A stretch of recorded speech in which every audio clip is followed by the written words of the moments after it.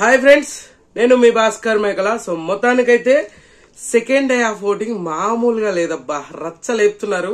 And elimination కి బీభత్సంగా queue పెరుగుతున్నట్టుగా ఒకరొకరు పెరిగిపోతూ ఉన్నారనమాట. సో మొత్తానికి ఎలిమినేషన్ మీద చాలా క్యూరియాసిటీ ఉంది. అండ్ ఇంకొకటి ఏంటంటే, ఈసారి తనుజను కొట్టే వాళ్ళే లేరా అంటే ఖచ్చితంగా కొట్టే వాళ్ళే లేరు. సో క్లియర్ గా మాట్లాడుకుందాం. అంతకంటే ముందు ఫస్ట్ టైం వీడియో చూస్తున్నట్లయితే సబ్స్క్రైబ్ చేసుకోండి, ఒక లైక్ చేసుకొని వీడియో ఎండ్ వరకు చూసే ప్రయత్నం చేయండి ప్లీజ్ ప్లీజ్ ప్లీజ్. అండ్ ఇంకోటి ఏంటంటే, హైప్ అనే బటన్ ఉంది కదా, దాని మీద కూడా ఒకసారి క్లిక్ చేయండి. ఇంకా లేట్ చేయకుండా టాపిక్ లోకి వెళ్దాం. ఆల్రెడీ ఈ దొంగలపేట టాస్క్ ఏదైతే జరుగుతుందో, పేటారావు టాస్క్ మామూలు పేటలను లేపుతలేదు. సో నిజంగా కొంతమందికి గేమ్ అర్థం కావాలేదనుకుంటా. ఇది అసలు టాస్కే దొంగల టాస్క్. దొంగలు దొంగలించుకోవచ్చు, ఎలాగైనా చేసుకోవచ్చు, ఏదైనా చేయొచ్చు. బిగ్ బాస్ నువ్వు ఏమైనా చేసి డబ్బులు ఎక్కువగా ఉంచుకోవడానికి ట్రై చేయాలి. టీమ్ లీడర్స్ ఎవరైతే ఉన్నారో వాళ్ళు కూడా మోస్ట్లీ ఎక్కువ మందిని వీళ్ళ దగ్గర ఉంచుకునేటట్టుగా చూడాలి అనమాట. సపోర్టర్స్ ఎక్కువ మంది ఉండేటట్టుగా చూసుకోవాలి, అప్పుడు వాళ్ళు కంటెండర్లు అవుతారు. సో సంజన గారికి ఇది అర్థం కావట్లేదు అనుకుంటా. అక్కడే తిప్పి తిప్పి తిప్పి తిప్పి నేను జెన్యూన్ మొదలెట్టిందే దొంగలు ఈమె. సో ఇప్పుడు ఈమెనే పాపం ఇరిటేషన్ చేస్తా ఉంది. సో మొత్తానికి ఓటింగ్ ఆర్డర్స్ చూద్దాం ఈ రచ్చ కంటే. సో ఈ రచ్చ ఎపిసోడ్ లోనే మాట్లాడుకుందాం. ఇప్పటి నుంచి ఎపిసోడ్స్ రెగ్యులర్ గా వస్తూ ఉంటాయి కదా. సో కొంచెం హెల్త్ సెట్ అయిందా అంటే సెట్ అయిందని అనుకోవచ్చు. సో ఖచ్చితంగా టాప్ పొజిషన్ వచ్చేసరికి తనుజ ఉంది. తనుజకి మామూలు ఓటింగ్ పడట్లేదు. ఇంకా ఈమెను కొట్టే వాళ్ళే లేరు, ఈమె దరిదాపులకు వచ్చే వాళ్ళు కూడా లేరు. ఇంకొకటి ఏంటంటే, ఈ వారం మొత్తం కంప్లీట్ గా తనుజ డామినేషన్ అనేది క్లియర్ గా కనిపిస్తుంది కూడా. తనుజ ఓటింగ్ ని ఎవరు ఢీ కొట్టడానికి కూడా ఆలోచన రాకుండా అంత రేంజ్ లో ఓటింగ్ అనేది పడుతుంది. చాలా మంది తనుజకి కళ్యాణ్ కి చాలా తక్కువ డిఫరెన్స్ వస్తుంది అని అంటున్నారు. బట్ 100% అక్యూరేట్ గా చెప్తున్నాను, రాసి పెట్టుకోండి. తనుజకి చాలా భీకరంగా ఓటింగ్ పడుతుంది. సో ఆమె ఫ్యాన్స్ అనేది మామూలు యాక్టివ్ అవ్వలేదు. ఇది ఎవరు ఒప్పుకున్నా ఒప్పుకోకపోయినా జరిగేది ఇదే, జరుగుతుంది కూడా ఇదే. ఫ్యాన్ బేస్ మామూలు కాదు, సూపర్ యాక్టివ్ అయిపోయారా అంటే ఖచ్చితంగా చెప్పుకోవచ్చు.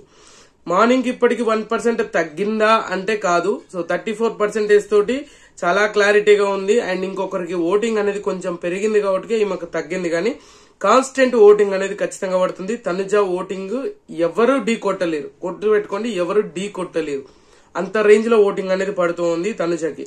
అండ్ సెకండ్ పొజిషన్ వచ్చేసరికి యాజ్ యూజువల్ గా కళ్యాణే ఉన్నాడు మీరు చెప్పిన దాన్ని బట్టే. సో కళ్యాణ్కి మీరు అనుకున్నట్టుగా తనుజకి ఈయనకి 2% 3% డిఫరెన్స్ కాదు, ఏకంగా డబుల్ పర్సెంటేజ్ డిఫరెన్సెస్ ఉంది అని చెప్పేది క్లారిటీగా చెప్తున్నాను. అది మీకు అర్థం కావట్లేదు. సో క్లియర్ కట్ గా మీరు అర్థం చేసుకోవాల్సిన విషయం అదే అనమాట. 1 కాదు 2 కాదు, ఏకంగా మోస్ట్లీ 15% డిఫరెన్సెస్ ఉంది ఇద్దరికి. 15%, 19% తోటి సెకండ్ పొజిషన్ లో ఉన్నాడు.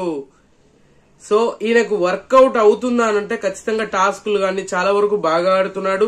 ఇప్పుడున్న టాస్క్ లో కూడా చాలా బాగా బెటర్మెంట్ పర్ఫార్మెన్స్ ఇస్తున్నాడు. బట్ అనుకున్నంత రేంజ్ లో వెయిటేజ్ అయితే ఖచ్చితంగా రావట్లేదు కళ్యాణ్కి.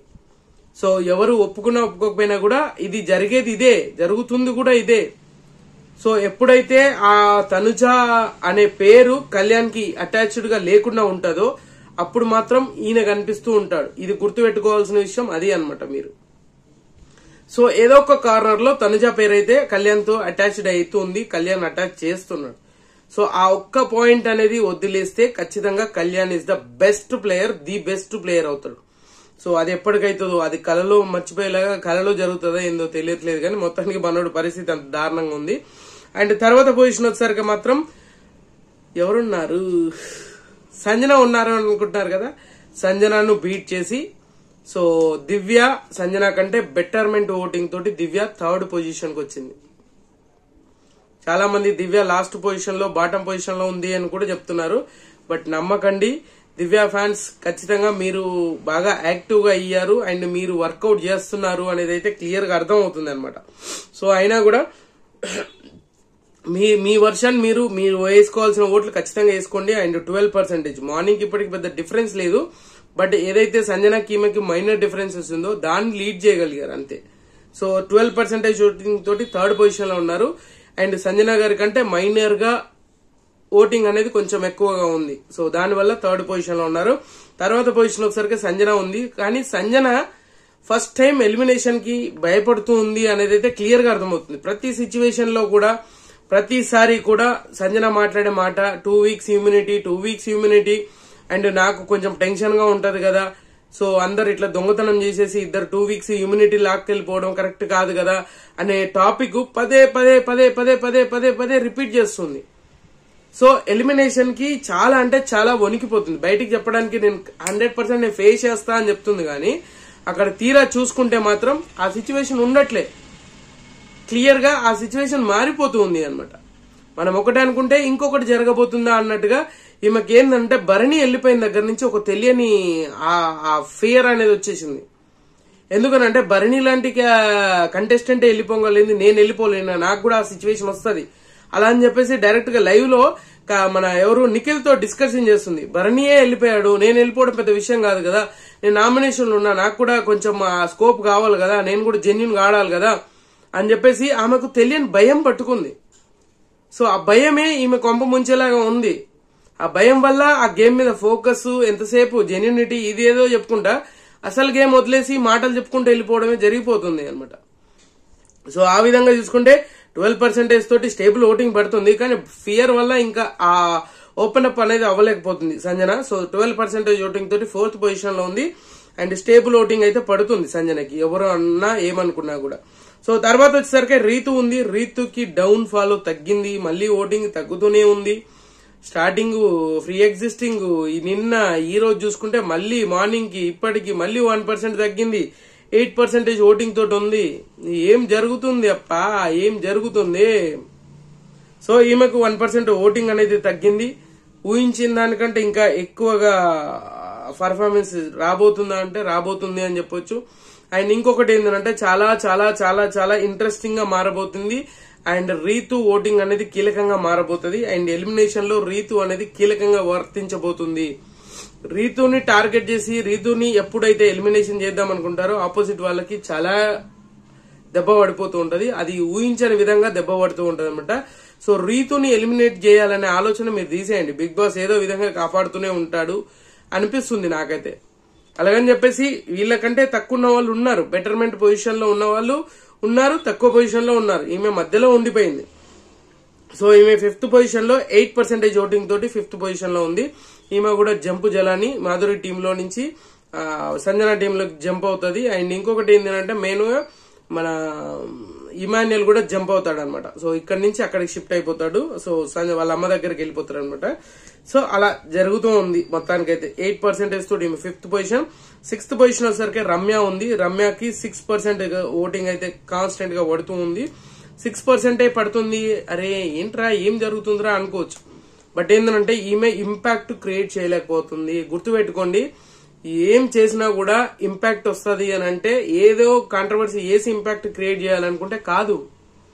సో అలాంటిది ఇంపాక్ట్ క్రియేట్ చేయడానికి దానికి సిచ్యువేషన్స్ ఉండాలి, రీజన్స్ ఉండాలి, ఇంకా గట్టిగా ఆ ఫోకస్ అనేది ఉండాలి. ఎవరిని టార్గెట్ చేయడం ముఖ్యం కాదు, నువ్వు ఎంత విధంగా జనాలకు కనెక్ట్ అయ్యేటట్టుగా ఉంటున్నావు అనేది main important. Controversy impact create చేయగలుగుతుంది, కానీ కాంట్రవర్సీలో నువ్వేంటనేది ప్రూవ్ చేసుకునేటట్టు ఉండాలి. ఎదుటి వాళ్ళు ఏంటనేది ప్రూవ్ చేసుకోవాల్సిన అవసరం లేదు. నువ్వేంటనే ప్రూవ్ చేసుకునే పాయింట్ మొదలెట్టి ఎదుటి వాళ్ళు ఏంటనేది దానితో కంక్లూజన్ ఇస్తే పర్ఫెక్ట్ గా ఉంటది, అది మిస్ అవుతుంది. సో అది రమ్యకు మైనస్ అవుతుంది. అండ్ మార్నింగ్ ఇప్పటికి పెద్ద డిఫరెన్స్ ఏం లేదు, 6% ఓటింగ్ తోటి చాలా స్టేబుల్ గా పడుతున్నా కూడా వెరీ డేంజరస్ పొజిషన్ లో ఉంది అని చెప్పచ్చు క్లియర్ గా. ఈమె 6th పొజిషన్ లో ఉంది. 7th పొజిషన్ రాము ఉన్నాడు. ఫస్ట్ టైం రాముకి 2 రోజుల్లో ఇప్పుడు మాత్రం ఒక 1% ఓటింగ్ అనేది పెరిగింది రాముకి. రాముకు మంచి రోజులు వస్తున్నాయి అన్నట్టుగా అయిపోయింది అనమాట. సో ఒక 1% కి ఇంత సంకల్ గుద్దుకోవాల్సిన అవసరం వచ్చేసింది. ఎందుకంటే రాము ఎక్కడ నెగిటివ్ అయ్యే ఫీలింగ్ లేదు, కానీ అలాగని చెప్పేసి పాజిటివ్ అయ్యే ఫీలింగ్ కూడా లేదు. ఆడియన్స్ లోకి ఒక ఒపీనియన్ ఫామ్ అవ్వలేకపోతుంది రాము విషయంలో. సో అదే పెద్ద డిజాస్టర్ అయిపోతుంది, అదైపోతుంది మనోడికి. దెబ్బ మీద దెబ్బ పడుతున్నట్టుగా అదే ఇంపాక్ట్ క్రియేట్ చేస్తుంది. సో 5% ఓటింగ్ తోటి ఒక 1% పెరిగి ఒక అడుగు ముందుకేసాడు, బట్ డేంజర్ జోనే అండ్ వెరీ డేంజరస్ పొజిషన్ లో ఉన్నాడు. తర్వాత లాస్ట్ బట్ ద లీస్ట్ అన్నట్టుగా సో 8th పొజిషన్ లో ఉంది సాయి శ్రీనివాస్. ఈయన వెరీ డేంజరస్ పొజిషన్ లో ఉన్నాడు. నిన్నటికి ఈ రోజుకి చూసుకుంటే ఒక 1% ఓటింగ్ పెరిగి 3% లో పడ్డాడు. అబ్బా అటో ఇటో 1% నువ్వు లాక్కుంటూ ముందుకు వచ్చేసాడు. సో అలా మొత్తానికైతే ఓటింగ్ ఆర్డర్స్ ఇలా ఉంది. Second day of evening voting చాలా క్లియర్ గా ఉంది. అండ్ ర్యాంపేజ్ ఆడుతుంది, ర్యాంప్ ఆడిస్తుంది, రఫ్ ఆడిచ్చేస్తుంది తనుజ మాత్రమే. సో తనుజ ఓటింగ్ ఆ రేంజ్ లో రఫ్ ఆడించేస్తుంది అనమాట. సో మిగతా వాళ్ళందరికీ కూడా పెద్ద ఓటింగ్ అనేది ఏమీ లేదు. డబల్ డిజిట్స్ సంజన వరకు ఉంది, 4th పొజిషన్ వరకు. మిగతా వాళ్ళందరూ డేంజర్ జోన్లే, 4 ఉన్నారు. రీతు, రమ్య, రాము, సాయి వీళ్ళందరూ డేంజర్ జోన్ లోనే ఉన్నారు. సో మీరు ఎవరికి ఓట్ వేయాలనుకుంటున్నారు, ఎవరిని ఎలిమినేట్ చేయాలనుకుంటున్నారు, అండ్ ప్రజెంట్ ఎవరిని సేవ్ చేస్తున్నారు అనేది కూడా కింద కామెంట్ చేయండి. ఖచ్చితంగా ఈ వీడియో మీకు నచ్చినా కూడా నచ్చితే లైక్ చేయండి, షేర్ చేయండి, కామెంట్ చేయండి, సబ్స్క్రైబ్ చేయడం మర్చిపోద్దు. And good luck.